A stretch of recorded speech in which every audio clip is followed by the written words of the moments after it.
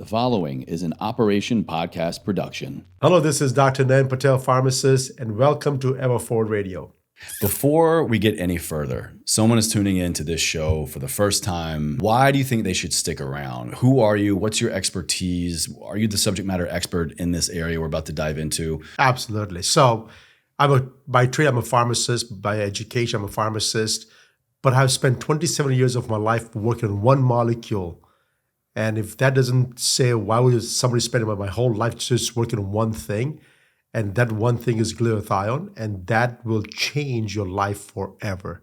If you can live past 100 years of age, there's no other molecule that's going to get you there besides glutathione. Some bold claims. That's it. Some bold claims. So stick around. All right. Welcome to the show, everybody.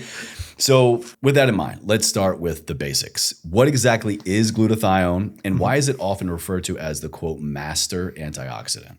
So glutathione by molecule is a 3 amino acid chain peptide. Peptides nowadays is a buzzword. Everybody knows about peptides, but it's just an amino acid chain. So this is a 3 amino acid chain coming together. It's the most abundant molecule produced in human body. So that's why it gets all the rah-rahs that, hey, this is by far, why do the body produce so much? By the way, if you believe in that the body has no spare parts in there, everything is there for a purpose, everything has a rule, everything has a function in the body, and we never overproduce or underproduce anything. We just produce the right amount that the body needs, and glutathione is produced the highest. So understanding the glutathione role in the body is very, very critical. And yes, we can talk about master antioxidant, about one of his function, but it's more than just an antioxidant. So let's talk about antioxidants. The reason why it's called master antioxidants is because there's only 3 things that you can do to reduce oxidation in your body. Your body is oxidized every single second. You breathe in oxygen, it's getting oxidized. So we have to have antioxidants to neutralize all those oxidation happening inside your body. Why is that? Because oxidation is like having a rust, right? On a nail, if you see a rust, it's rusting, but the nail, if it's in use, never gets rust, right? When it sits idle in the water, it'll get rusty, right? So rusty is the oxidation part, and that rust part shows how much stress does the nail has on it, because depending on how thick-lived the rust is going to be on it. That's called oxidative stress. And we'll dig into more of that into detail as well. Okay. But right now, with just an oxidation period, it's just rusting. The body's rusting from inside all the time. And if we can neutralize that oxidative stress or oxidation, your body goes back to normal. And there's 3 things we can do. One is we can take from outside sources like vitamin C, vitamin E, CoQ10, spirulina and spermidine and noni juice and Monavi juice. I mean, there's so much products out there in the marketplace today that claims to be an antioxidant. To me, that's like bucket number 1, right? One bucket, put all those things into bucket number 1. Okay. Bucket number 2 is a body produces enzymes to deal with it. The 3 enzymes in particular, catalase. Catalase is known for its properties of making gray hair. The catalase starts increasing, produces hydrogen peroxide, and makes your dark hair gray. That's one of the reasons why oxidative stress is linked to gray hair, right? Second thing the body produces is called glutathione peroxidase. It's an enzyme. Short form is GPX. The third thing is your body produces is superoxide dismutase, SOD. SOD is very popular in some of the skincare routines that some of the companies are making it. But overall, 3 enzymes the body deals with to produce to deal with oxidation. That's bucket number 2. Bucket number 3 is one product, glutathione. Glutathione. Right? Now, here's a profound statement. And now, obviously, a profound statement before I say it because people may miss the profound statements. If you combine bucket number 1 and bucket number 2, which is all the antioxidants, so-called antioxidants from outside sources, plus the enzymes the body produces, bucket number 3 is more powerful than 1 and 2 combined. Come on. Really? Now think about it. One thing that you can do, and you can literally wipe off every other so-called antioxidants off the vitamin list that you take on a daily basis. So that to me is It's not just a profound statement, but it's the reason it's called master antioxidant on top of it is because one of those things it does, glutathione, is that after it neutralizes the free radical, it itself gets oxidized and it gets renewed again and becomes over and over and over. So it recycles itself over and over again. So keep on reducing all the oxidations from your body and all the time. Our body kind of has like this reuptake process. Recycling process. Recycling, yes. Yeah. So even when it's done doing a thing, it goes back into be used for something else? No, same thing over and over again. Oh. So it takes the energy from like vitamin C or sunlight or something else, will take the energy away from them and it gets revived again. It's like those games people play all the time and say, hey, I'm dying, and just put a stick over there and you survive again, right? Yeah, you just spawn again, respawn. respawn. Yeah. That's the same way the glutathione is recycling itself all the time. No other molecule can ever do that. Wow. And I want to go back to what I think a lot of people don't know is that you said glutathione is naturally produced in the body. Oh, yeah. So do you think people know that? And is this something that is being like turned into misinformation in terms of we all need to take it exogenously because there's the assumption that, well, we don't have it, we're not making enough of it, so we need to get it from somewhere? So your body can produce plenty until the last day on this planet. All right? So let me just say it again one more time. Your body can make plenty of it. Now, if your consumptions are higher than what your body can produce because you want to enjoy your life, then the whole different story, right? What do you mean by that? So, for example, one drink of alcohol can deplete the glutathione levels to zero. So one beer, one glass of wine. One glass of wine, one glass of beer can literally deplete glutathione levels to zero. Wow. For the next 3 or 4 hours, and it'll revive it again, and the body says, "Oh my God, need more," and it'll produce it more, and that's okay when you're young, like 20-year-old. That's okay. You bounce back a little bit quicker. Yeah, but when you're 30, 35, or rest assured, when you're 50, there's no bouncing back coming right now. And so, if your needs exceeds what your body can produce, all of a sudden now there's a deficiency. So the things that I always tell people is that, well, watch out what your needs are. And if you can carve your needs to what your body can make it, then you never take any medications ever in your life again. Never take another medication in your life again. That's it. If we focus on glutathione? If you focus on glutathione. Really? And that's a whole different story. We're gonna get into that one as well, because I believe one of the questions you're gonna ask me is somewhere about diseases. We've got some more coming. Absolutely, we do. Absolutely, it always comes around. It always comes around. So I don't want to lose the thunder at that time. But glutathione, everybody can make plenty of it, and we take it for granted. We take it for granted because the thing is, it's always there. Yeah, well, I think a lot of us take a lot of aspects of our health for granted because we have it, right? Yeah. Or we don't realize because we're in this amazing generation known as your teens and 20s where we are so resilient and, barring any other chronic illness or disease issue, your body is just so capable at creating everything you need. And you don't really feel it when it's gone as much because it's coming back a lot quicker than your 30s, 40s, 50s and above, right? That's right. And it's not when you lose it that you realize that, oh my God, I just lost it. But the thing is, when you get it back, we have profound appreciation what you had received. But still, after a few years, people forget that too. And I've seen it so many times. So let's talk about the different forms then. While we're still in this kind of foundational understanding area, can you explain the different forms of glutathione in the body and how they function reduced versus oxidized? So there's only two forms, right? Reduced and oxidized forms. The reduced form is the active form. The oxidized is the dormant one. So glutathione for short is called GSH, glutathione sulfide hydrogenase, right? So it's the H molecule. It gets cleaved off in neutralizing the free radical. Okay. And the GS molecule becomes two of the GS molecule comes together, makes GSSG molecule. That is the oxidized form of glutathione. Coming together, stable form, circulating in your bloodstream. That's the one that the body uses? And that's like a reservoir. Okay. Or it's like an oxidized form of glutathione.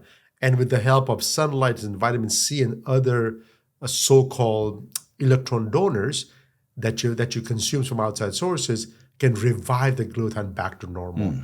people are drinking the hydrogen water, a lot of the hydrogen water right now. Yeah, I've seen lately. Hydrogen is what? It's just given under the hydrogen molecule. When GSSG molecule, what does it need? Out of the hydrogen. Yes. So, I mean, you don't drink a whole glass of it, but you just a little bit of hydrogen water can revive all the glutathione back to normal. And that's okay. But I mean, it's just a small amount you need. It's not a big amount that you need. But that hydrogen is enough to revive the glutathione back to normal, and that becomes more active again. So there's an active form and an inactive form. So we both have them. Yeah. Like everyone walking around has active and inactive. It's just to varying degrees. And then based on, you said things like, sunlight and other nutrients, if not even other biochemicals, they get more activated or not. So they're all kind of just dormant or they're active. Exactly. Okay. Exactly. Okay. So how does glutathione differ from other well-known antioxidants like vitamin C or E or any others you want to talk about in terms of its role and effectiveness? So as I said earlier, bucket number one, you can put all the antioxidants in the world combined will not even come close to what glutathione can do for us. So being said that, vitamin C, which is the most popular antioxidants in the world, is actually not an antioxidant at all. Vitamin C is not an antioxidant? Yeah, see, now there you go. Okay, so vitamin C chemically is a pro-oxidant. Pro-oxidant, that's new to me. I haven't heard of that. It's completely opposite of antioxidant. Huh. It causes oxidative stress. Vitamin C, just think about it, and vitamin C has been used intravenously for decades. And they always say that, hey, low dose is good as an antioxidant, but high dose is used for chemotherapy or pro-oxidants or killing viruses and bacteria and things like that. Like during the COVID times, they were injecting high dose of vitamin C in the hope that it will kill the viruses because it's a pro-oxidant, right? Vitamin C is not that smart of a molecule to have dual properties. It's a dumb molecule, okay?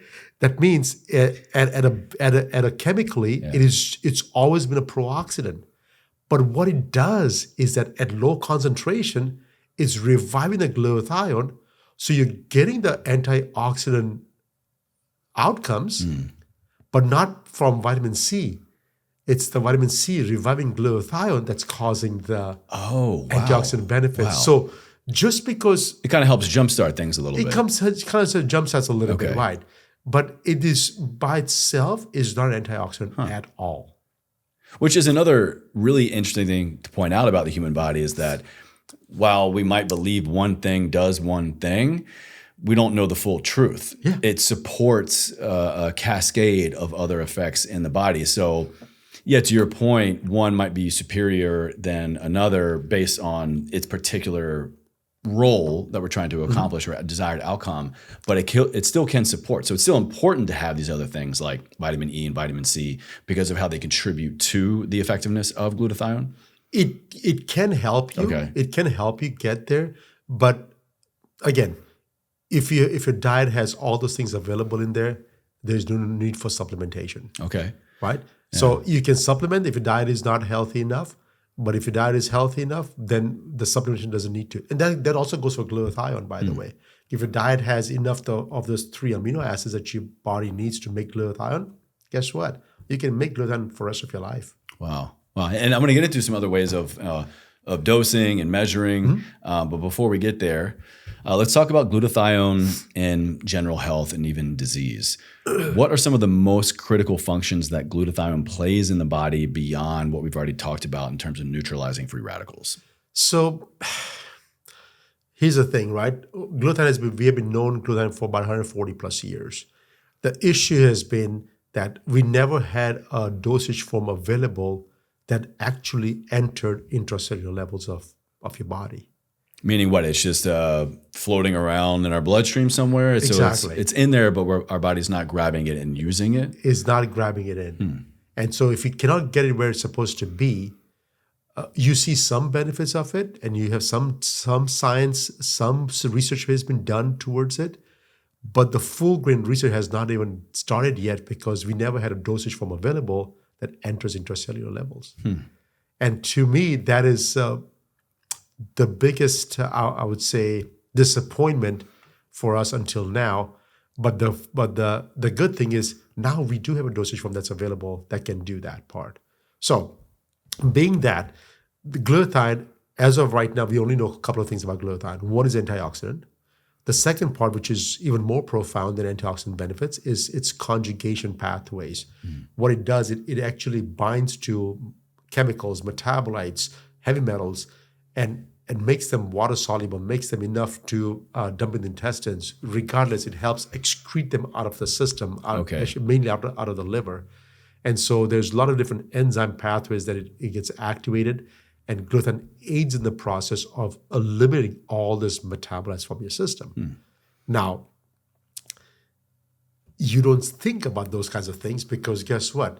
When you wake up in the morning, by the time you leave your house, which is an hour or two later, you have slapped on at least 70 different chemicals that your body has to process.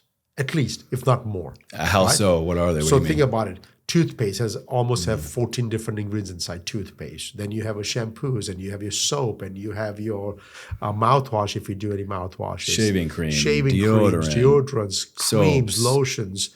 perfumes, colognes. Yeah, oh, that's even worse because those usually people put in the clothing, and thank God. Yeah. But even those fumes can get into the body. All these chemicals, by the time you leave your house, that at least 70 of them that your body's exposed to. So within the first 1 hour, now your liver is full of those chemicals that your glutathione has to detoxify. So this is like, hey, master antioxidant, let's get to work. Yeah. Well, glutathione at that point is not an antioxidant; it's a conjugator. Okay. It's a detoxer, right? So it's detoxifying the chemicals that your body's exposed to. You're not exposed to heavy metals yet, hopefully not, unless you eat some fruits that are laced with arsenic and things like that, or eat some. Yeah, well, apple have a lot of arsenic in the skins, right? Yeah, okay. So you have to clean and Okay. wash it off nice and clean, and then it's okay. But still, right? There's a lot of things that you have to worry about, and if we don't think about it because hey, this is good for you, so we just pop it and just out of the way, right? But now the body has to work and get rid of it. So there's two functions that we do know of is antioxidants and detoxifying agent. That's news to me. I've never heard of glutathione, particularly through the lens of detoxification. I always hear it, the praises being sung of master antioxidant and longevity and skin health and things like that. I've never heard it through that lens of what it does to like clean up these other chemicals. So you know what? It's a simple example, right? Let me just give you a scenario, an analogy. Let's say you came home with a bag full of groceries. Your both hands are full with grocery bags. You open the door, you kick the door open, and you just walk in the kitchen and put your groceries down. Since you left the door open, which is your body being open to outside environment, with the wind coming in, the leaves, the dirt, the garbage just gets inside your house. Now that you're a good person, you know what to do. You pick up a vacuum and a broom and start cleaning the whole house. But guess what? Yeah. Guess what? The house will never be clean until you close the door, right? So if you close the door, that's the first thing you're supposed to do.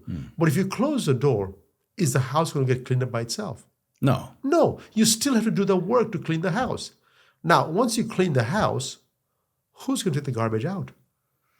Oh, wow. This is such a great analogy. Wow, yeah. So glutathione does two things. Yeah. Closes the door for you, allows your body to pick up all the garbage, and then glutathione will basically process that garbage and detoxifies and dumps it into the kidneys and the intestines.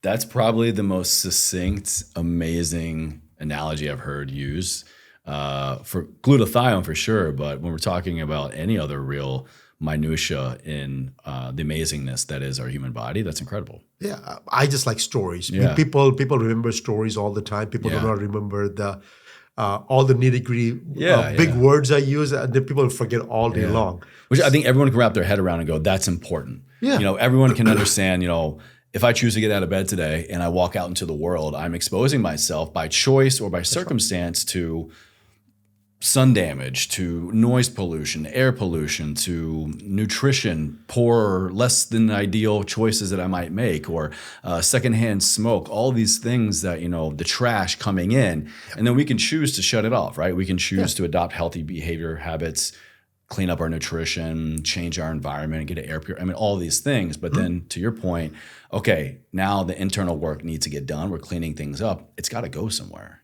That's right. You just have to get rid of it. Wow. And you assume that the kidneys and everything is going to pick it up and get rid of it. But kidneys can only clean up stuff that's in the bloodstream. Yeah. They have the job to do, but yeah, we could be overloading them, right? Of course, we're overloading them. And that's one thing that people notice right away when they do glutathione products. If they're full of toxics and I'm just unleashing all the toxic load from the body, they're gonna have all kinds of reactions to it. And I gotta work with those people and say, hey, let's work with your body. Let's see what your body can process, and that's the only thing you're gonna take. Yeah. And then slowly you increase the dose to what your body can tolerate. Once you get to the max dose, what your body needs, 2 weeks of that, and oh my God, all of a sudden the door is shut. Your body's rejuvenating. But keep in mind, you're producing new cells every day. Everything has there's a timer. We produce some cells we produce every 30 days. Some cells we produce every 120 days. But your body is constantly producing new things all the time. And then it's got to do something with the old things. The whole thing has to be get rid of it. Yeah. Right? But the fact that the body has the ability to produce new things all the time, then why do we get old? That's a very big question. Right? Why do we get old? So you're saying glutathione, lack thereof, is contributing to there's aging? there's multiple different resources over there, because protein synthesis is what we call proteostasis is what we call them. Protein synthesis is as good as the amount of amino acids we consume. If we have all the good amino acids that our body needs, our body will make good protein. We lack certain things. We make things without those few ingredients. It does what it can, right? It does what it can. Yeah. And that's the unfortunate part, because for every protein synthesis, it requires amino acids, requires enzymes, requires ATP, the energy source. And as you get older, what's happening to energy? Goes down. It goes down. Yeah. What if the energy stays up at all times? Whoa, right? And so all these things, and there's also needs NAD molecule to do the electron transfer, but of course we don't need a whole bunch of NAD. We do need a whole bunch of ATP energies to do all these chemical reactions all the time. Glutathione is aiding the process of making sure that if we have enough of the glutathione, the body's free. Because the number one job for body is to produce glutathione. If that job is taken away, and by providing something that is already ready to use, all of a sudden the body says, "Oh my God, I have spare of ATP, spare of NAD, spare of some enzymes, some proteins, some of the amino acids." You can make anything you want. Forgive me if I missed this earlier, but can you walk us through where specifically and how specifically is glutathione synthesized in the body? So it is made intracellularly. So inside the cell, by the mitochondria is where the glutathione is produced. And by the way, all peptides are produced internally.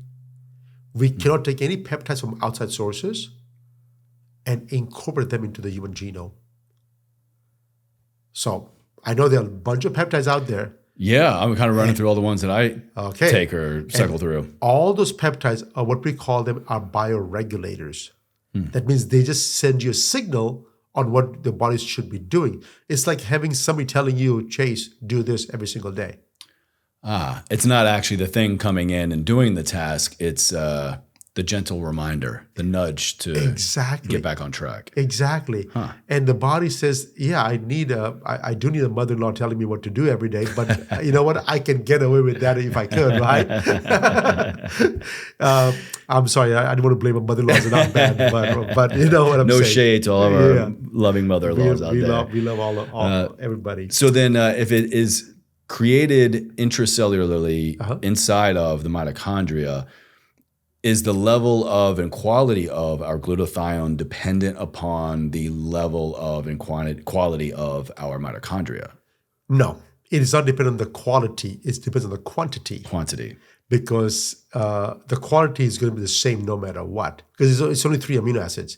Now, if you tell me about a muscle fiber takes 6,100 amino acids coming together to make one muscle fiber. That one depends on the quality of the muscle fiber will depend on what ingredients we put in. Okay. But the glutathione is only 3 amino acids. So really, it doesn't need a whole lot. It just needs No. enough of mitochondria coming together to That's do it. the thing. That's Okay. it. That's it. So the quality is the same no matter what, and so that's a good sign. Okay. Right. Anything less than 100 amino acid chain peptides, those are very easy to make, and those are going to be the same no matter if you're 20-year-old, if you're 120-year-old, doesn't really matter. But if you're making tissues, right, the muscle fibers, which is a long chain amino acids. Let's say you start producing muscle fiber, and you go down to 5,900, and now you're missing some amino acids. Geez, I want to finish this project up, right? So you just attach whatever you can. It's overall still a muscle fiber, but it's not very strong because it's not the same thing what you had when you were 20 years old. Right. Right? Yeah. And so having a good source of amino acids that basically gives you everything that your body needs is very critical. Okay, I want to pull on this thread a little bit more with the mitochondria. Sure.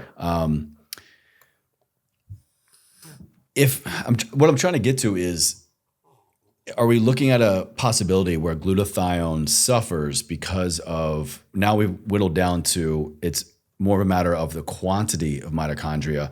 What would put us in a place where that quantity gets decreased? Is it just aging? Is it something else in our diet or we're exposed to? Like, what could cause a decrease in mitochondrial quantity, if that's even a thing, that could lead to potentially lowering our levels of glutathione? Sure. So I will answer the mitochondria question second, but let me answer the first question about glutathione itself. What is it decreases down, right? So there's three things that happens on a daily basis that can deplete the glutathione levels. Exposure to environmental sources, chemicals, pollutions, things like that depletes all the glutathione level, right? That's the number one thing. Consuming known toxicants like alcohol depletes the glutathione level. And the third thing is that inability for a body to produce the glutathione because it's missing the components. Like we need 3 amino acids, glycine, glutamine, and cysteine, requires 2 enzymes to put those 3 amino acids together, requires 2 molecules of ATP and 1 molecule of NAD. If any of this molecule is reduced for some reason, then we can only make enough based on the lowest ingredient. Right. Okay. Right. Okay. So it's not if one's gone, the whole thing is scrapped. It's just the concentration of it is less. Less. So, for example, if you have no ATP available, oh my God, you'll be out of luck. Well, what would be? How would one be in a position where we have no ATP? No, it's not. It doesn't happen. But I'm just saying, right? Yeah. Let's say if you have no cysteine available, which doesn't happen, but let's say if you have nothing available to your body, then guess what? The body cannot make glutathione because there's one of the ingredients missing. You have to have everything available to you for you to make glutathione. Okay. Right? Okay. And then the mitochondria it's like a double-edged sword. Mitochondria this is where everything's happening. All the energy is produced in mitochondria, but the byproduct is also an oxidant.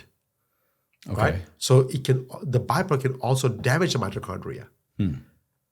So when the mitochondria produces ATP energy, it needs to get used up, produces glutathione. As soon as the glutathione is produced, it crunches all the free radicals that damages the mitochondria. If it doesn't do that part, it can kill off the mitochondria. But insert glutathione to come in and take care of that. Exactly. Okay. So that's why glutathione is so important, because if you have enough glutathione, then eventually the mitochondria will start functioning better. And when they function better, now you have more energy. Now you have more energy. Every single thing starts functioning better. Yeah. And if all the organs are reviving back to normal, within a few months, you're going to feel like $1 million all of a sudden. Oh my God, now I do feel good. Yeah, absolutely. While we're here kind of on mitochondria still, are you familiar with urolithin A, the postbiotic? Yes. I've been taking that for a couple of years now, and mitochondrial health has been a big focus personally of my personal wellness kind of protocols. And that last part of what you just said is absolutely true for me in terms of just notable baseline energy increase. And I'm someone that I already have a pretty good level of energy no matter what. Can you walk us through your familiarity with urolithin A or not that much? Else? I just know about the products and about what they're claiming. I'm not dived into the research for what they have. It's a postbiotic that basically I'll have to reference it. I'll link it down in the show notes. But basically, after noticeable change, I think after 4 weeks, but really 4 months is kind of the sweet spot of statistically significant increase in mitochondrial function, increased energy, muscle recovery, muscle strength. There's even this one study from the organization Timeline where I use mine that this one sample size, they did nothing different. Like in terms of like not increasing a strength training protocol or increasing exercise. In fact, there was no exercise. And I believe there was a 12% increase in muscular strength. It was, I think, not a biopsy. It might have been a biopsy, but I think like a leg, 12% increase in strength just for exertion level. Oh, wow. Yeah. And which goes to show you, if you focus on mitochondrial health, like you're generating more ATP, and that goes directly down the chain into muscular strength and endurance. True. No, I see urolithin A advertised all the time. I speak at so many different events. And I just figured I'd pick your brain a little bit. You know, I got someone here who's I've seen that smarter than me in these areas. I have not done the research. Plus, the thing is that some of the research, when they talk about percentages, people don't understand percentages, right? 12% of what? Right? Yeah, like I said, this one I think was compared to a baseline of a group that no exercise compared that did exercise. You know, what can they, amount of force they can exert. Is 12% good number, or is it, well, in your case, hey, anything more than 0 is better because otherwise you don't get anything out of it anyways, right? Yeah. So in that sense, it does make sense. But when I talk about glutathione, I have people, my competition will tell you, oh, my glutathione will raise by 28%. I said 28% of 0 is only 28%. You got it, right? Or 20% of 50. Yeah. Let's see, you're 50% already there, and you increase by 28% more. You're just going back to like 60 now, right? So it's not getting to the high level. That's why I like absolute numbers more than percentages. Okay, I'm with you on that. So kind of while we're here talking about absolute numbers versus percentages, let's look at deficiency. Okay. Is there such a thing as glutathione deficiency? And if so, what does it look like? What does it feel like? How could one go like, oh, my glutathione's low? Like, is it going to be a qualitative or more quantitative measure? It's unfortunate part neither. And that's the scariest part of all. Because what happens is that, so just walk me through this whole process, right? When you're born, you have a lot of stem cells in your small body, right? And then what you're doing is using all the stem cells to rebuild your body, or not to rebuild, just to build your body. And now you're 18 or 20 years old and you're a fully developed human being. And now your stem cells drop down to almost 0. Because everything's been used up to develop this. It's done its job. It's done its job, right? So now you have this well-developed human being, and it says, hey, out you go now. You're fully developed. Now you can go enjoy the body that you just created for you, right? And out to go is in the world. And the first thing to do is, oh my God, I can drink now. That's unfortunate, but that's the first thing we make them do. Is that a lot of us to make that choice. But a lot of them make this choice, and the way I know right now is that alcohol can deplete glutathione. I wish nobody ever drank alcohol because it just gives you a chance to become so much more stronger and resilient person as a human being, right? So let's say you do everything that normal people do. By the age of 30, amount of glutathione that your body produces and what your needs are going to be, there's always a gap. Really? What your needs are and what your body can produce, there's a slight gap. The gap is not big enough to notice any differences yet, but that gap from oxidation to the gap is oxidative stress. It's the first symptoms or first issue about having your body having oxidative stress. Now, if you're going to measure those chemically, there's some MDA markers in your blood that you can, for H&E marker that you can measure. There's few markers that people measure that part, but it's kind of it's just doesn't really give the full picture. Doesn't give the full picture. Just or it's not a strong indicator of absolutely. If we see this on a biomarker, then it means this. There's not like that, right? So, but see, that's the first time the gap happens. Now, as you age, 30 onwards, the gap gets wider and wider and wider all the time. Now, is this like kind of human beings in general applying, or you're saying if we're kind of choosing this general lifestyle of even if a healthier lifestyle, once oxidative stress is there, it's self-fulfilling. So once that wedge is inserted, it just gets wider. Unfortunately, it's getting wider. It's just getting wider all the time. And so what your body's needs are and what your body can produce is getting wider and wider and wider. And that's where the issues starts kicking in. And not to scare you guys, but if you just put your favorite search engine and just put down oxidative stress-related diseases, and what you're going to see is the top 10, 15, 20 diseases in the world are linked to oxidative stress. I'm talking about cancers, autoimmune conditions, heart disease, metabolic disorders, infections. You can just get the whole list. Yeah, you're absolutely right. Kind of just fact checking real quick here. Neurodegenerative diseases, cardiovascular disease, cancer, diabetes, inflammatory disorders, respiratory disease, things like cellular damage, chronic inflammation, disrupted signaling pathways, which are just if we just cause a myriad. It's just one thing leads into another. And the thing is, that to me is what the real problem is, right? So is glutathione going to cure all these diseases? No.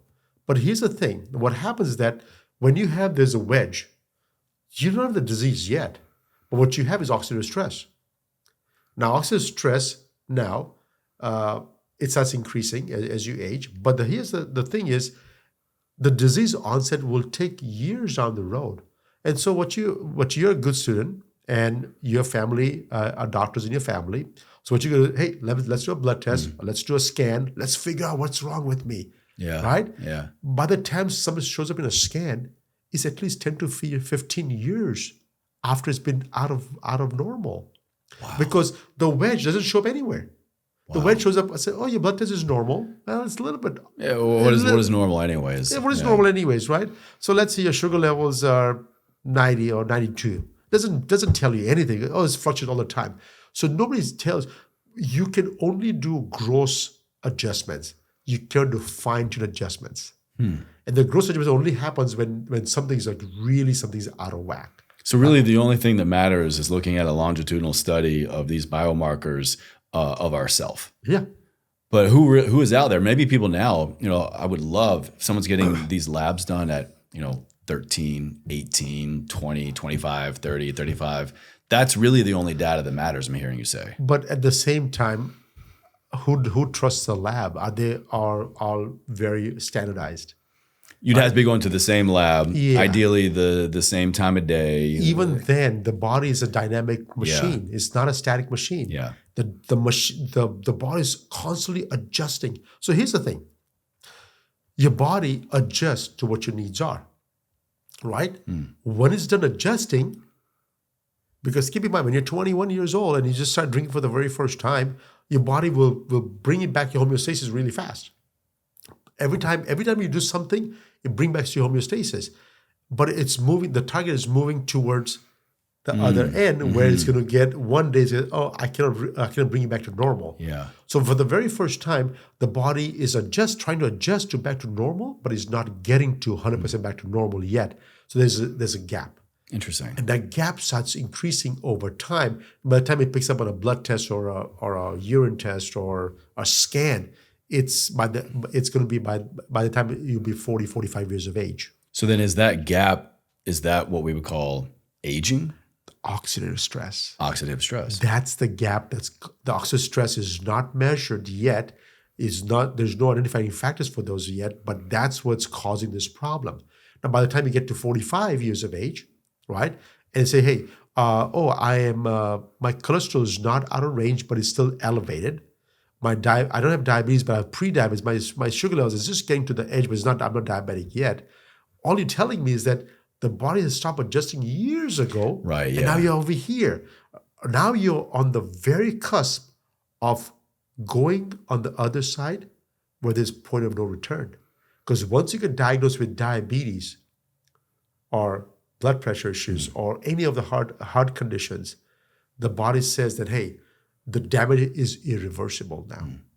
I cannot go back. Wow. But it's not totally irreversible, no? Like, if you get like type 2 diabetes, if you get that diagnosis, you can reverse it. If you get cardiovascular disease, you can reverse it. You can reverse all the symptoms, you can reverse all the conditions, but you can only go back to that point where it started for the first time. I see. right? I You see. cannot Okay. go back to a 20-year-old again. Right. Okay. So the key is, I want to go back to 20-year-old again, me. Yeah. And to get there, you have to be completely disease-free. If you're even off the edge, I can pull you right all the way back in again. Wow. I can pull you back in. But if you cross the line of no return, I can get you back wherever you are to that line, but not go beyond that line. So then is the point of no return we're talking about here, is that the introduction of any disease? Any diseases. Any disease. Any diseases. So you can be disease-free or symptoms-free. But when the time comes, and if the conditions are ripe for it, boom, you get the same disease again. For example, you have type 2 diabetes. Right. And you do everything possible to control your sugar levels, and you're back to normal. Nothing happens to you. And I don't know, at the age of 70, you go in for a minor surgery. Boom. The sugar levels are skyrocket again. Wow. You've been insulin or some pills or whatever. So, oh my God, your sugar levels are off the charts again. That means you contain the problem, but you never reverse the problem. And I never heard it kind of explained this way. This is so well spoken about how, things happen in the body, illness, disease. Yeah. We can do things to mitigate symptoms or even like remove them entirely. And then we are, quote, ridden of the disease. We're disease free. But if I'm hearing you correctly, once we cross that threshold, really, the damage has been done. And it's always kind of there to be able to go back to that point should another incident happen, should we waver from our healthy behavior changes, should we waver from or introduction of more oxidative stress. It's just kind of always lurking there in the dark. It's like, hey, I'm here, I can come back at any time. Exactly. It's I can come back anytime. Wow. So you behave, and that's not scary at all. I will leave you alone. But see, the good thing is that you're here today because of the habits you chose a year ago, 5 years ago, 10 years ago, right?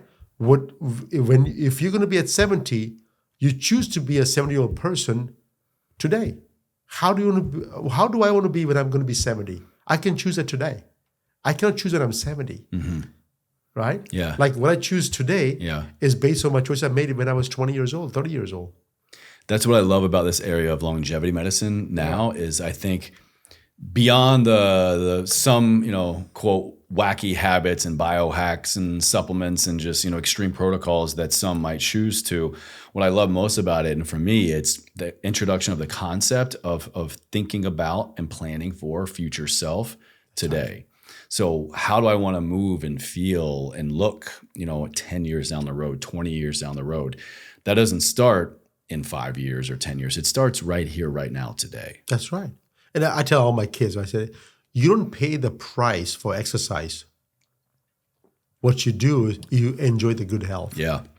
You don't pay the price. Yeah. You pay the price for bad health. Exactly. You don't pay the price for exercise. You enjoy the good health. So it's just a mind shift. You have to have a mind shift. It's like I was talking to my daughter this morning. I said, hey, did you enjoy the dinner last night? I said, it was okay. I said, you know what? You have to develop a taste for food that is nutritious. Because the junk food tastes too healthy. Junk food, you don't have to develop any taste because it tastes so good. Yeah, they engineer it that way. They engineer it that way. So hyper palatable. Exactly. Yeah. So you have to develop a taste for food that's nutritious for your body. You're eating for your body, not for your tongue. That's, again, so well said. My man, you're killing it. So then let's talk about supplementation and delivery methods. I think this is it's more familiar maybe for a lot of people when we're looking at glutathione. There's a lot of talk around particularly oral versus intravenous versus topical glutathione. What's your take on the most effective ways to supplement with glutathione? So I will share my history on this one too, because I think I have made every known dosage form of glutathione in the world. All right? So let's start off with 1999. I made the first liposome form of glutathione in America.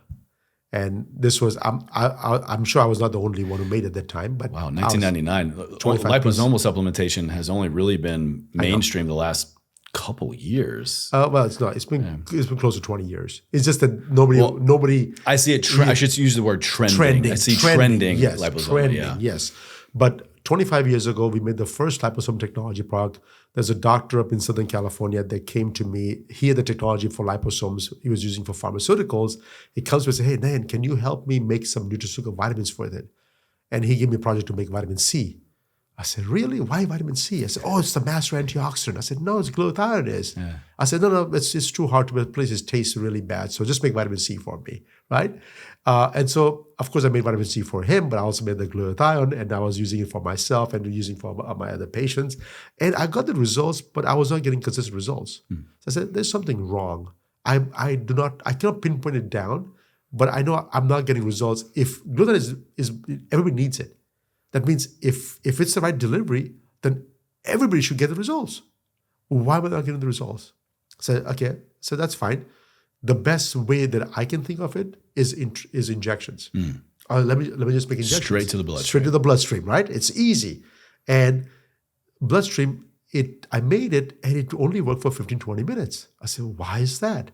Of course, it was working like a half a day later. What do you mean by only worked for 15, 20 minutes? So the results, people saw the results in like 15, 20 minutes only, and then they died off. The result died off. Like for about 15, 20 minutes after injection, they felt a burst of energy, focus, or what? These are mainly for people that they see that there's something, the head clears up, or they feel something with the glutathione being injected. Okay. So they feel something, but then dies off pretty fast. And then it wasn't another year later when one of my students comes to me and says, hey, but have you seen this research from 1991, like 10 years before that the glutathione doesn't stay in your body at all? I said, what? I said, yeah, look at this research. It was in PubMed. It was published. And no drug has ever been approved for intravenous form of glutathione. This is the why.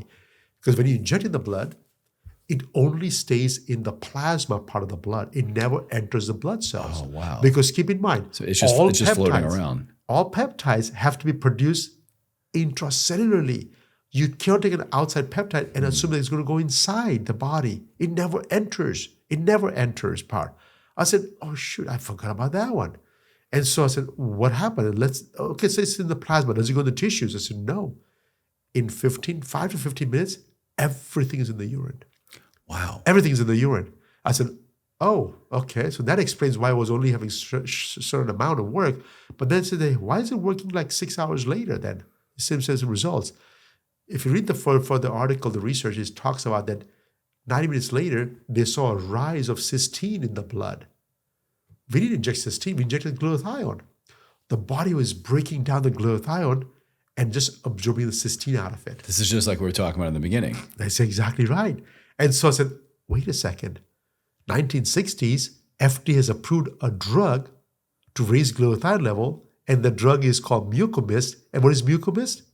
Cysteine. Oh my goodness. It's adenosine cysteine. It's the only drug ever approved by FDA or any of the agencies in the world to improve glutathione levels. And we thought we were smarter than that, right? So we were injecting glutathione at that time. But long story short, people were demanding. So right away, we started selling it to Las Vegas back in the early 2000s. Ah, yeah, there you go. There you go. Smart. There's always a purpose. Smart customers there. Yeah. Well, not smart Ideal customers. customers. Ideal customers were there. And so we were just helping them revive so they don't pass out. So you said there was already an FDA-approved drug for raising glutathione levels. Yeah. So what would be a medical condition where someone would need to get a prescription for this medication for glutathione? Most of the reason why they were doing it is because when they overdose on Tylenol, acetaminophen, it's liver toxic and people can die from it. Oh, so it's just a mass detoxifier. Mass detoxifier. Gets rid of all the Tylenol toxicity out of your liver like instantaneously, right? So could we use glutathione for treatment of fatty liver disease? We can treat it. You can use it for any kinds of things, for any kind of liver issues. Fatty livers.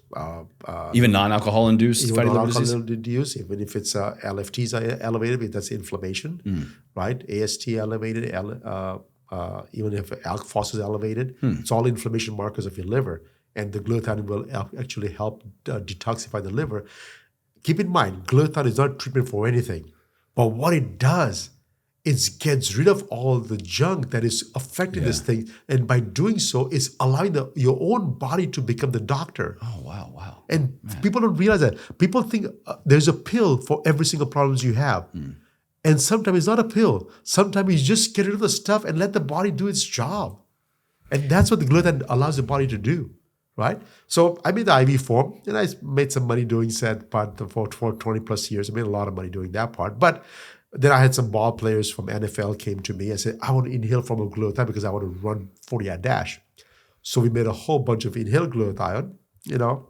So, So I made that one as well. are we saying glutathione is a performance-enhancing drug? No, it's not a performance-enhancing drug, but what it does, it basically helps detoxify your lungs so that the lung functions better, right? Wow. Is there a connection between glutathione and nitric oxide? Yeah, of course. Does glutathione help increase nitric oxide production in the body? It doesn't increase production. What it does, it increases the half-life of nitric oxide by tenfolds. Oh, wow. Tenfolds, literally. Nitric oxide, it only stays in the body for maybe a few seconds. Milliseconds, yeah. And guess what? With the glutathione, it can stay up to a minute sometimes. No way. Yeah. So nitric oxide plus glutathione, it's an amazing combo as well. Wow. So anyway, so that's my next form. I made the inhaled solution. I also made the suppositories as well because people say, it's very vascular in the suppository form, so I will get a better absorption. Let me just tell you, nothing worked. Nothing. Like it didn't work or didn't work comparatively to the other applications? Ever. I never got the results I was expected to get from glutathione, from any of those dosage forms. And one thing I knew, that nothing that I can do is going to get inside the cells. Nothing I can do. So I said, okay, now what? This is 2001. Now what? So my research started. I said, okay, I need to figure out what am I going to do to get it inside the cells. For me to work on that, first thing I had to do was, can I make a glutathione stable molecule that sits on my shelf and don't have to refrigerate it? That means the glutathione is stable. So it took me 3 or 4 years to develop that technology. We finally got a glutathione molecule sitting on my desk, completely stable, doesn't get oxidized. How did you go about doing that? There's a technology called dextrins back floating around in the late 80s, early 90s, a brand new technology. Nothing's been done yet. Some researchers was working on it and developed the sugar molecules, and they was there to basically put a chemical cap on some molecules so it doesn't get oxidized. So that's what I did. So glutathione has three amino acids. One of them is cysteine, has a sulfur group that smells like sulfur. I put a chemical cap on it. So it smells like sulfur, but doesn't get oxidized. So it kind of just, encapsulates it. Encapsulates the whole thing, but not the liposome. Liposome encapsulates the whole thing. Yeah. Right? The smell is still there. So that was my first technology. Now the key is, how do I get inside your body? If I go in my mouth, it was breaking it apart. I was squirting my nose, it worked, but it was very it's burning the mucosal membranes. It's just very, very, very painful.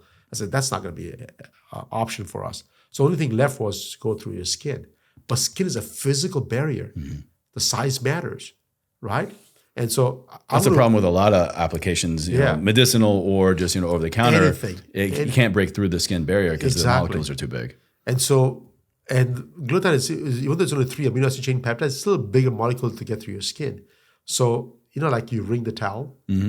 I ring the whole glutathione molecule to make it smaller and smaller. And when it gets smaller, I was able to put a ring structure on top of it, clamped it, and when I go through your skin, it just goes through your skin like that. You make this sound so easy. Like it is. I just did this, did that. Like it just. It's 4 years of work, and this is not full-time job because I was still a pharmacist. I was still making prescriptions and doing my work, and I had a lot of loans. I went to USC, Southern California. So it's where my wife went. I feel you on the loans thing. Yeah. Oh, exactly. And I'm also the adjunct faculty over there, so I'm teaching a class over there and doing this. So it's just a lot of things on my plate going on. And I don't even know how my kids grew up at that time, thanks to my wife. And being a mad scientist. And trying to do all those things, right? And so, anyway, so we got the molecule get through your skin. So here's the biggest myth. Now, when you ask me all the time, I said, hey, what is something profound that happens to you in my life? What I found out is that if something gets inside your cell, it doesn't matter if it gets through your legs, through your brain, through your arms, through your abdominal trunks, through your back, it doesn't matter. It gets everywhere, right? So my goal was to get inside your cell. The cell is a chemical barrier. And so on the cell, there's a receptor that takes nutrients from outside sources.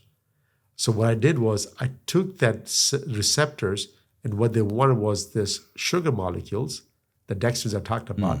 I stuffed inside the twisted glutathione. I stuffed it inside. It fits in there. So you Trojan horsed it with dextrose. And when it happened, the body sucks it in. Now, it can spit it out if it wants, it can spit it out. But the glutathione is already produced intracellularly. It could not differentiate between your own body's production versus something from outside sources. So it's kind of like, hey, I've got like double now. I'm Yeah. creating my own, and I got this new one coming It's in like- that I deem the same. It's like you just found $1,000 in your wallet. I didn't work. Why did the money get there? Yeah. But it's the same money. I can use it up. This man's a king of analogies here. I love Right? it. Yeah, it's Right? yeah. And so Yeah. that's exactly what It doesn't matter how it got here. The fact is, I can use it the I same can way. use it the same Yeah. way. Oh my God. Wow. And the impact was this short of a miracle. Wow. Because first thing I found out is I got where it's supposed to get there. It absorbs instantaneously. And people feel the effect immediately. I said, okay, now I got my job done. Now the question that everybody's in their mind is, how much do I use? Right? How much do I use? I have an injection dose, was about 1 to 2 grams. I had a liposome dose, which is another 1 gram. Capsules and all those things, everything is 5 milligrams, so 1 gram is a typical dose on every single thing, at least 2 to 3 times a day sometimes. I said, you know what? Let's just try 500 milligrams and see what happens, right? Oh my God. Oh my God. It was just way too much. Way too much. And so immediately say, hey, I call my doctor friends in Utah. I said, hey, doc. I said, oh, don't, just give me the bottle. Let me just give it. I have a few patients that want to try the glutathione anyways, and we'll just test it out. So you got 4 or 5 patients, everybody get a different dose, starting some blood tests, and we figure out what the real dose was. Was less than 100 milligrams. Now that's kind of like a universal application? Because it's not about the percentage. It's about wherever you are, you go back to normal. I see. Okay. So it's not like one person who is 6'4", 250 pounds versus 5'2", 120 pounds. It's the same dose because it's using that dose to get the body to your same That's output. Right. Same output. Now, some people, the needs are depending not on the size of the body. The need depends on how much oxidative stress you have. Okay. So the more stress you have, the more your needs are going to be. So then that would really be more determined by age and environmental exposure, That's it. diet. Okay, so it's Or if you have interesting. any disease states and things like that. So I can always share my experiences with you guys because I can share what I've done. I've done my own blood tests. I do every testing on myself. Again, when doctors say that, oh, I try all the drugs before I give to my patient, that's not true, by the way. Right? Yeah, why would they? Why would they do that? Yeah, exactly. they don't have the disease. Yeah, There's a no, disease. no. Why would they do that Yeah. part? But when it comes to glutathione, I believe in so much that I've been using it for quite some time now, and I've been doing all the kinds of testings. So lately, last year I did a test on glutathione, my blood test. My glutathione levels was normal, was not high. I said, what do you mean not high? I said, your test is wrong. I was blaming the CEO of the company. I said, your test is wrong. I've been using glutathione every single day, and the test is wrong. He goes, please don't blame the machine. The machine is just doing its job. It's just telling you what's in your blood. Okay, so don't blame the machine. I said, let's look at the results. Let's figure out what's happening. And what I found out was my body was getting the glutathione. It was getting all used up. So it was showing up all my metabolites of glutathione were there. All of my active metabolites were all glutathione. They saw all my markers were down. I said, hey, you have all these markers for years that's coming down now, but your levels are fine. That means whatever you're taking is getting used up. Yeah. So your body's finally like, hey, we have enough of what we need. So like it's putting it to use accordingly. No, it gets used up right away. Yeah. It's like, for example, let's say your needs is $5,000 a month to survive. And if I give you $5,000 every month, and I ask you like 5 years later, I say, how much money do you have? I said, nothing. Zero. What? I give you $5,000 every month. Yeah. That's my expenses. If you give me $6,000, and if you ask me 5 years later, I have $6,000 because $1,000 a month savings, right? Yeah. But if you have the same usage as what your body needs, there's no savings. And that's what I found out. Yeah. I said, to me, that is perfect. Because guess what? If you take more than what your body needs, it'll store a little bit, and then the body has to work harder to keep its storage unit going. Yeah. So you don't want to store any more than what your body needs. Right. I want to give exactly what the body needs. Use it up. I'll give you more tomorrow. Now, I was sharing with you earlier that I actually today administered glutathione, which I regularly do at home via IM injection. And you were saying I probably won't want to do that anymore after this conversation. Are we, anyone who's doing IM application of glutathione, Am I wasting my time, wasting my money? Or is it just not the most effective application? Well, the thing is, you're not wasting time because even the IM shots will get metabolized into amino acids, and you're young enough that your body can make from cysteine, no problem. Okay. Right? Unless you have a gene mutation. MTHFR, COMT, GSTM, GSTP, GGT. In those gene mutations, your body can conjugate your own glutathione. You can do all the shots in the world, nothing's going to happen to you. You know, I'll have to reference that. I actually had a pretty exhaustive genetic testing done 2 or 3 years ago. Perfect. So I'm gonna need to cross-reference that. I forget what the marker was, but I do know it came back in my interpretation. They're like, you're a hypermetabolizer, basically of like everything. Okay. And like including like calories. I'm one, like a hard gainer, but also kind of in like dopamine. And a lot of other things that came back, like this gets burned up fast, this gets burned up fast. I'm wondering if that was in the cards. The thing is, the gene mutation testing that they do doesn't mean that you have, it means that you have the genes, but doesn't mean that you're expressing the genes. It's not activated. It's not activated. Okay. Yet. So that's just because you have it doesn't mean anything yet, unless it gets activated. Yeah. Once it gets activated, then yes, it makes sense, right? And they get activated by everything we've been talking about: exposure, chemicals, diet, lifestyle, things like that. But think about it. Topical application that we have get you the same dose as IM shot for a fraction of a cost. Wow. And better outcomes. Sold. Right? I like the sound of that. It doesn't make sense, right? Why would you take a shot? Yeah. Right? Why would you take a shot? Why would anybody take a shot? Amazing. So that's what the technology is. And that's when we first found out about this whole thing. And now we discovered it in 2007, by the way. In 2007 was when we first discovered this whole molecule ready to go. And then we launched the product to the public in 2021. 14 years. Wow. What did I do for 14 years? A lot of research. A lot of research. A lot of due diligence. A lot of due diligence. I wrote a book in between. Yeah. Finished writing the book, The Glutathione Revolution. I want people to at least get one copy for yourself and just see all the success stories that I have encountered for the 12 years of research before I launched the product. And if it wasn't for the pandemic, I would have keep on doing more research, unfortunately. Because 2020 comes around and the pandemic, people want to build up the immune system. And the number one product is glutathione. And people are urging me, say, are you going to release the product yet? I said, we need it. Yeah. And so I had no bottles ready. Nothing is ready. So I was putting in some regular bottles of the pharmacy bottles and giving out to the patients all. Just doing what you could. Absolutely. Yeah. Just do what you can. Everything was shut down anyway. So it was just very hard. In 2021, we put the whole group together, regrouped the whole thing, get a branding done, get the website ready, and then launch a product to the public, to the open public. Fantastic. Yeah. I want to ask a question, and we probably have already kind of skirted around it, but just to ask it directly, are there any ways, is there anything we can do to naturally increase glutathione levels? What are they? So that's the first thing you do.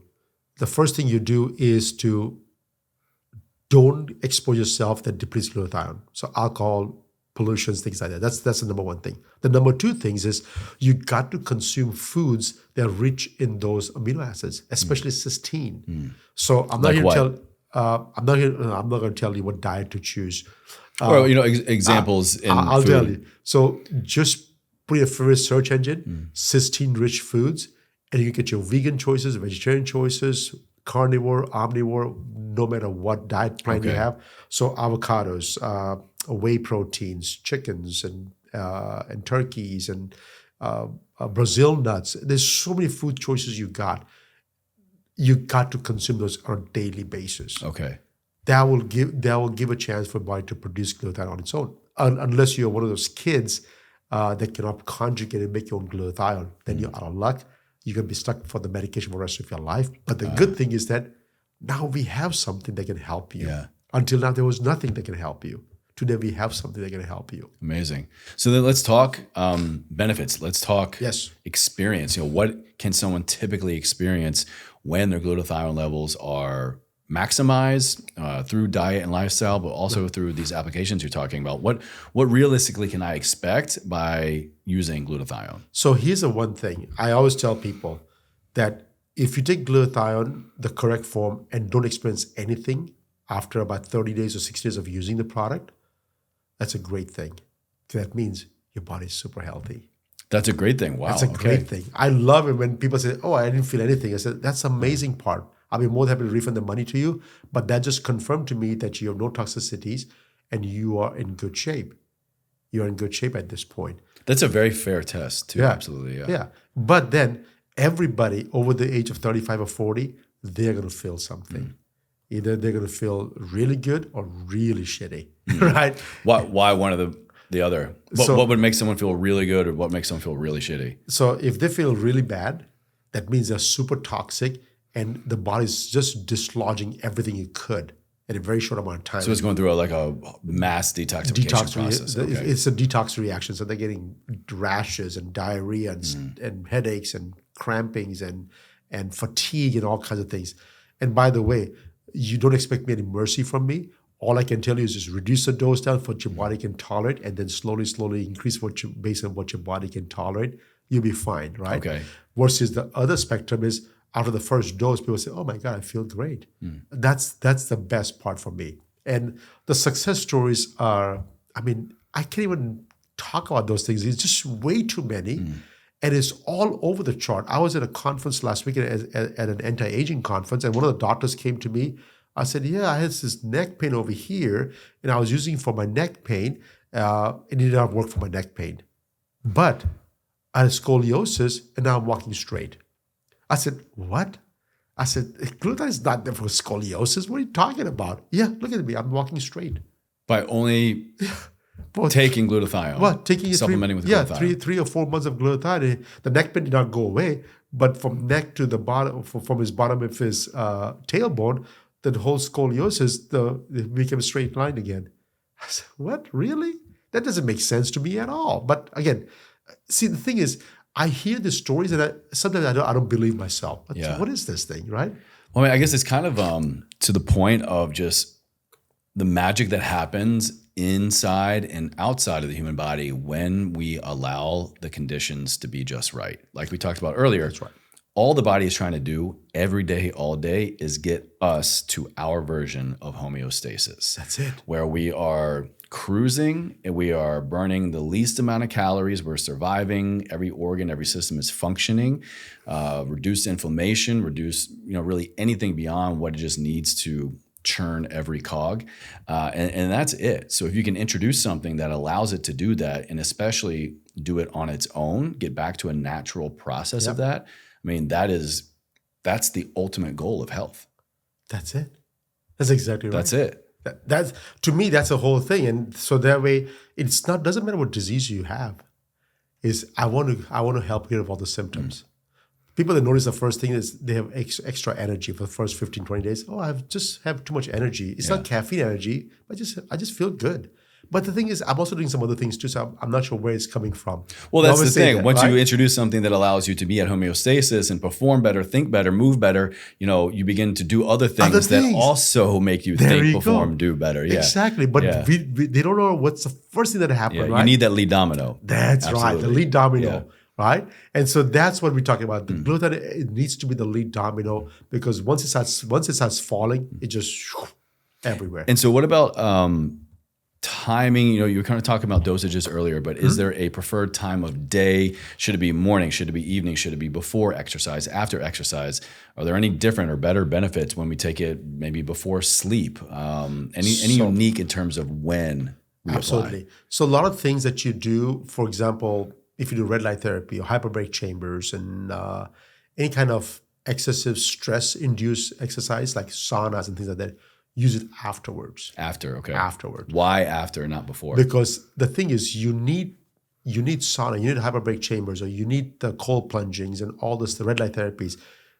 The way they work is they induce micro stressors to your body. And that's how your body becomes, I need to respond to the stress. I need to respond to the stressors. If you have glutathione on board, it can quench all the stress markers.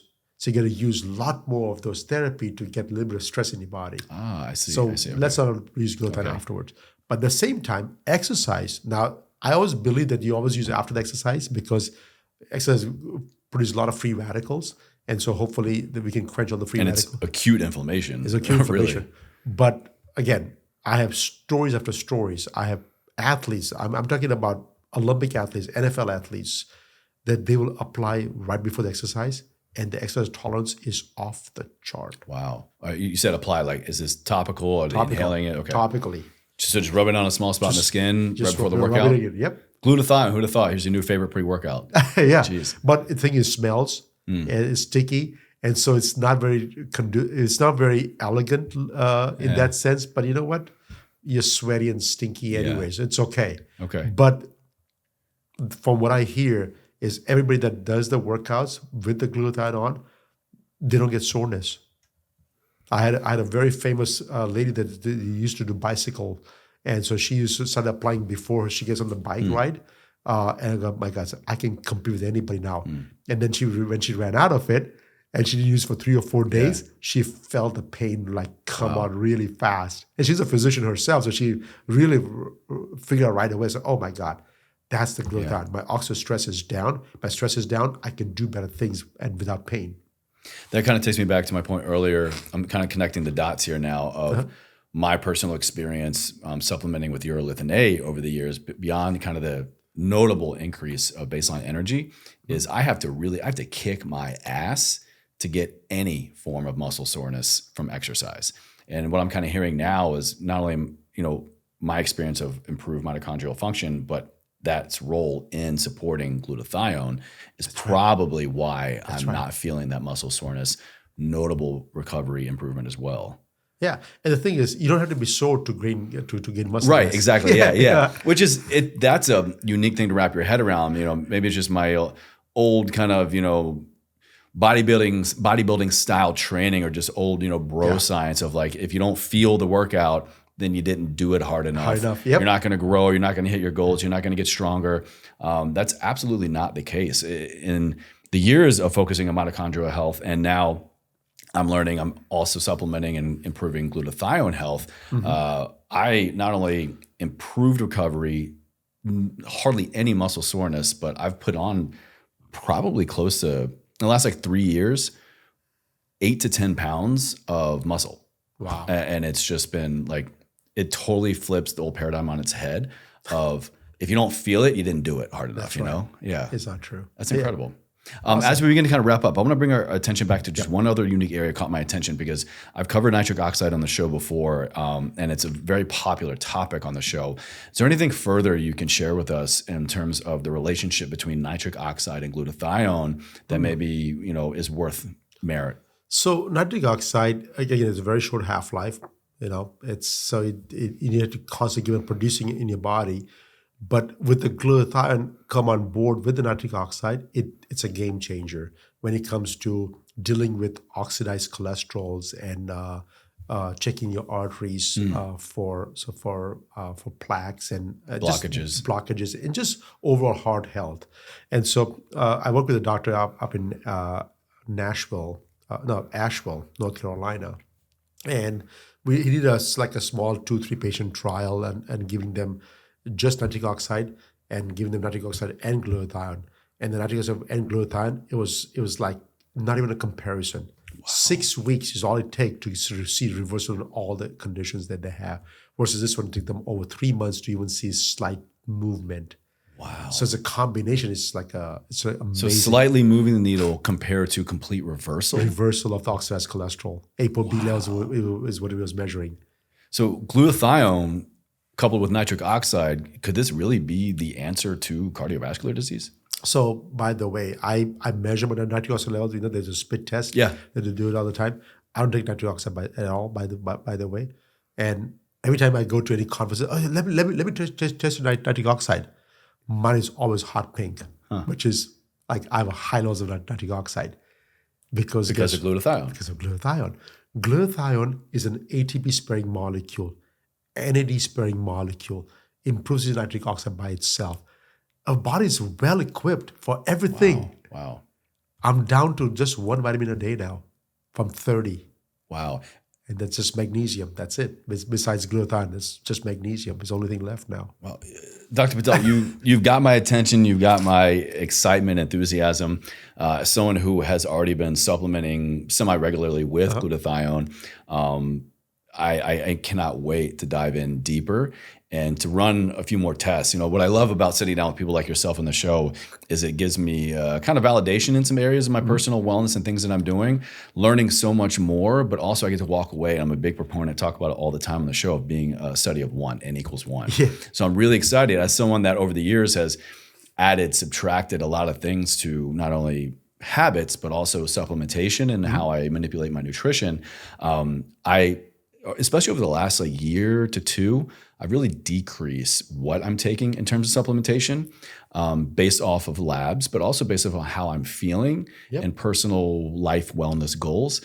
I am very eager to explore glutathione and see what else I can get rid of and how else I can feel even better and reduce oxidative stress and improve my well-being as I continue to age. This year I'm crossing 40. So I know every decade is just, another little thing you got to worry about, so to speak. So, I've got quite a few months ahead of me, and I'm excited to maybe dive deeper into glutathione and see how I'm going to cross 54. Wow. And I have never looked back, and just feels just amazing right now. I never exercise. I don't exercise at all. Even without that, with no supplementations, I have more energy today than 10 years ago. Okay, I got to scratch that a little bit. Why don't you exercise at all? I just don't have time. Huh. I just don't have time. If I have any time remaining, I'm hitting the books and doing some research or trying to figure things out. Because I have a gift that have been given to me that I can see things that nobody else people ignore things. And so for me, if I can use a gift and it can bring some more novel ideas and approaches for humans, I mean, there's a wide range of people that need the support, and I want to meet those needs for them. So I have a couple more products that I'm working on right now. I only work with something that body produces internally. I don't work with any new molecules because that's not my forte. If whatever body produces, if we can just enhance it, it'd be so much better. Well, I'm definitely excited to dive deeper into your work. All the things that you've done in your book and everything is going to be listed down in the show notes and video description box for my audience. I will say this, definitely keep digging, keep exploring, keep creating. It's definitely a gift to science, but also I'll say I would really encourage you to look at exercise. Yes. The old health coach and exercise scientist in me, that's all my background is really exercise physiology. And so I'm really, I can't not let you go and not say, just go take a walk. I'm sure you do a lot of that, but exercise does a lot of wonders too. Yeah. I have a power plate and I have those things. Okay, good. So I do some vibration because that's just, but when I say exercise, I mean for 10 minutes a day. Yeah. Not enough. I mean, you're feeling so great on glutathione alone. I mean, you look very healthy, and I'm sure you're actually in great health. But sneaking a little exercise might be a little bonus. Thank you. Of course. Well, with that, let me get us to our last question and land this plane. So, this has been very helpful for me to learn a unique area of my wellness that I can advance forward and to keep living a life ever forward, and my audience as well. Those two words, what do they mean to you through your lens and your work and what you do? If I were to ask you, how do you live a life ever forward? How would you interpret that? So for me, I never look backwards. And I'll tell you a simple thing, because when I was growing up, my major was aerospace engineering. I was a completely math and physics nerd. That was my whole brain was wired to become an engineer. And I quickly realized that, you know what? I can also I was very good at organic chemistry and critical thinking. I said, you know what? I can do organic chemistry and I can go in pharmacy. I never looked back what I could have become if I was an engineer and working for NASA or something, or SpaceX or something like that, right? I'm looking forward always. And I always say that part. The best years are yet to come for us. And the only way we can enjoy those best years if we take care of our health today. Yeah. So for me, ever forward is what you do today depends what's going to happen tomorrow to you. So enjoy the best life today. Do the best you can today. If you can refrain from eating those cookies and junk foods and sodas and alcohol and whatever it takes to destroy your body so you can have a better future tomorrow, do it today. Love that answer. I also got to say, you're the only person I've ever heard say they've enjoyed organic chemistry. Orgo is the bane of everyone's existence. I skirted by, didn't have to take it. So yeah, that's another another way you're killing it. But where can my audience go to connect with you, like right here, right now? What are you doing the most today? So aurowellness.com is my website, AURO wellness.com. Everything's on there, websites and newsletters. And you know what? Try it. All I can just try the product. We offer 100% money back guarantee. I have no interest in people taking money if it doesn't work for them, but you will never know until you try it. Yeah, amazing. Yeah.